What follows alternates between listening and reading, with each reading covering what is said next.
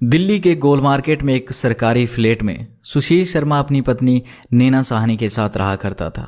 सुशील शर्मा भारत की एक जानी मानी राजनीतिक पार्टी का नेता था, लेकिन इस सुशील शर्मा ने जुलाई 1995 में एक ऐसा कांड कर दिया था जिसे भारत में तंदूर कांड के नाम से जाना गया, जिसने उस वक्त पूरे भारत को झकझोर कर रख दिया। 2 जुलाई 1995 की शाम को सुशील शर्मा अपना काम खत्म करके शाम को घर लौटता है, लेकिन जैसे ही सुशील शर्मा घर में एंटर करता है वैसे ही वह देखता है कि उसकी पत्नी नैना साहनी फोन पर किसी से बात कर रही थी। लेकिन नैना साहनी सुशील शर्मा को अचानक से देखकर चौंक जाती है। नैना साहनी फोन को रख देती है। तब सुशील शर्मा पूछता है कि फोन किसका था, तो नैना साहनी कहती है कि रॉन्ग नंबर था। इतना कहकर नैना साहनी किचन में चली जाती है, लेकिन सुशील शर्मा को शक हो जाता है क्योंकि सुशील शर्मा अपनी पत्नी नैना साहनी के कॉलेज के दोस्त मतलूम करीम और नैना साहनी पर पहले से ही शक करता आ रहा था, और इसी शक के कारण सुशील शर्मा ने करीम से इस बारे में बात भी की थी। लेकिन करीम कहता है कि नैना साहनी उसकी सिर्फ एक दोस्त है, और उस दिन घर में नैना साहनी और सुशील शर्मा दोनों ही थे।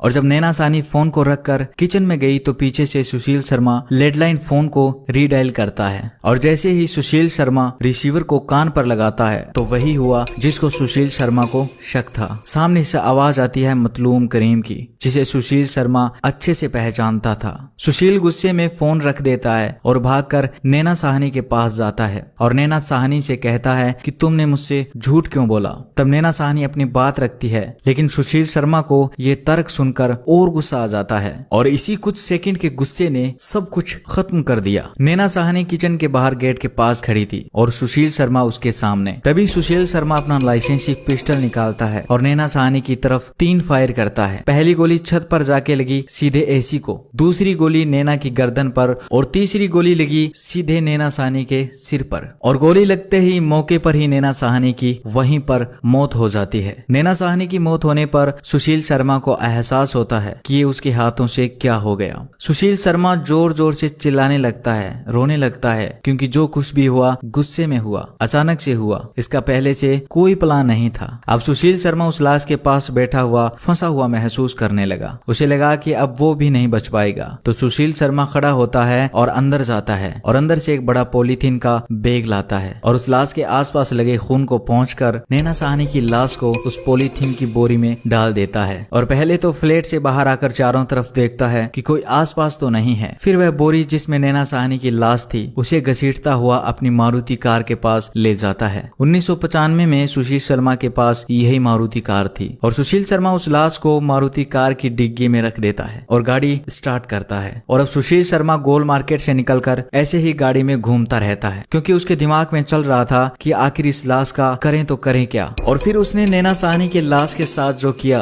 वो देखकर आपका दिल दहल जाएगा। जब सुशील शर्मा गाड़ी चला रहा था तो उसके मन में यही बात चल रही थी कि कहीं कोई चेकिंग ना हो जाए, रास्ते में कहीं पुलिस चेक ना कर ले। तभी सुशील के दिमाग में एक बात आती है। वह तुरंत गाड़ी को घुमाकर ITO पुल पर पहुंच जाता है, क्योंकि सुशील शर्मा के दिमाग में अब ये बात आई थी कि वह अपनी पत्नी की लाश को ITO पुल से नीचे यमुना में फेंक देगा। सुशील शर्मा अपनी गाड़ी इसी ITO पुल के ऊपर साइड में खड़ी करता है, लेकिन सुशील शर्मा देखता है कि इतनी रात के वक्त भी बहुत ज्यादा ट्रैफिक है। वह डर रहा था कि कहीं कोई उसे देख न ले, क्योंकि वह एक बड़ी राजनीतिक पार्टी का नेता भी था, जिस कारण लोग उसे जानते भी थे। वह पकड़े जाने के डर के मारे अपना इरादा बदल देता है। सुशील वहीं से गाड़ी घुमा लेता है और वापस कन्नौट पैलेस पहुंच जाता है और सीधा अपने बगिया रेस्टोरेंट में पहुंच जाता है। और यही वो बगिया रेस्टोरेंट था जिसमें इस तंदूर कांड को अंजाम दिया गया था। सुशील शर्मा इस बगिया रेस्टोरेंट जो आज संग्रीला होटल है इसमें अपनी गाड़ी पार्क करता है और भागकर सीधे रेस्टोरेंट के अंदर चला जाता है। लेकिन वह जैसे ही अंदर पहुंचता है तो वह देखता है कि अंदर बहुत सारे लोग खाना खा रहे थे। उस वक्त रात के लगभग 10 बज रहे थे। उस रेस्टोरेंट का हेड केशव था, जो सुशील शर्मा का बहुत खास था। सुशील तुरंत केशव के पास पहुंचता है और केशव से रेस्टोरेंट को तुरंत बंद करने को कहता है, और कहता है कि किसी को भी खाना मत दो, कह दो कि खाना खत्म हो गया है। ये सुनते ही केशव चौंक जाता है और कहता है कि अभी खाना पड़ा है और अभी तो लोग आ भी रहे हैं। लेकिन फिर वापिस जब सुशील तेज आवाज में कहता है कि नहीं, सभी को यहाँ से निकालो, तब केशव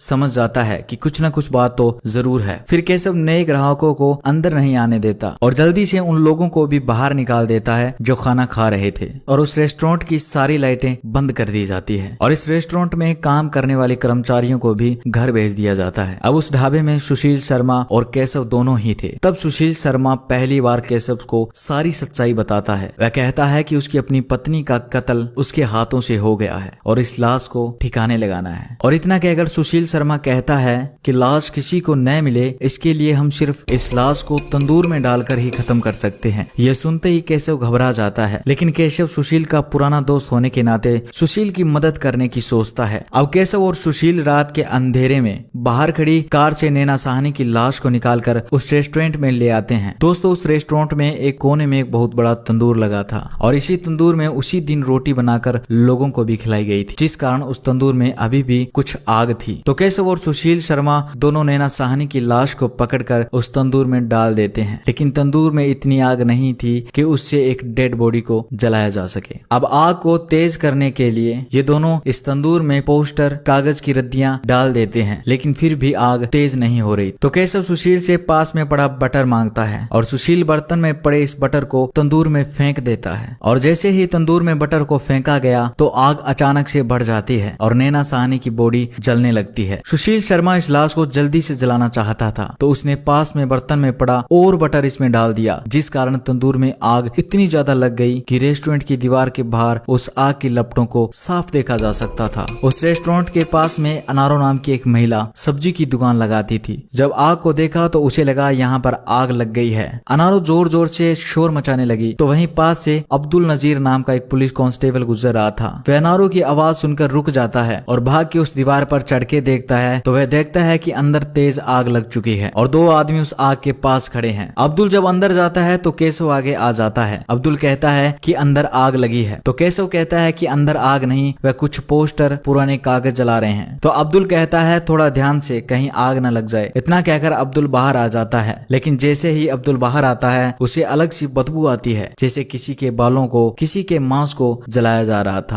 अब्दुल नजीर को शक होता है, वह फिर भाग के धक्के से अंदर घुस जाता है और जब वह तंदूर की तरफ देखता है तो अब्दुल नजीर के रोंगटे खड़े हो जाते हैं। उसे सामने तंदूर में एक जला हुआ हाथ दिखाई देता है। वह घबराकर बाहर आ जाता है और तुरंत पीसीआर को फोन करता है। कुछ ही देर में पुलिस वहां पहुंच जाती है, लेकिन तब तक सुशील शर्मा वहां से भाग जाता है और पुलिस आकर जब उस आग को बुझाती है तब तक नैना साहनी की लाश आधी से ज्यादा जल चुकी थी। पुलिस उस वक्त सुशील को तो नहीं पकड़ सकी, लेकिन केशव को पकड़ लेती है और उस लाश को ले जाकर मोर्चरी में रखवा देती है। जब इसकी खबर मतलूम करीम तक पहुंची तो वह तुरंत भाग कर आता है और जब लाश की अंगुलियों को देखता है जो सिर्फ हड्डी ही रह गई थी, जिसमें पहनी एक अंगूठी से मतलूम करीम पहचान लेता है कि हाँ, यही नैना साहनी है। बाद में सुशील शर्मा अपना हुलिया बदलता हुआ भागता फिरता है, लेकिन आखिर उसे पुलिस पकड़ लेती है और इस केस को रेयरेस्ट ऑफ रेयर केस मानकर सुशील शर्मा को फांसी की सजा सुनाई गई। लेकिन 2013 में सुप्रीम कोर्ट ने इस फांसी की सजा को उम्र कैद में बदल दिया, क्योंकि कोर्ट का मानना था कि ये कत्ल की कोई सोची समझी साजिश नहीं थी, बल्कि अचानक से गुस्से में हुआ एक कत्ल था। तो दोस्तों, ये थी आज की हमारी कहानी। आप कमेंट बॉक्स में इस कहानी के बारे में अपने विचार जरूर लिखिएगा।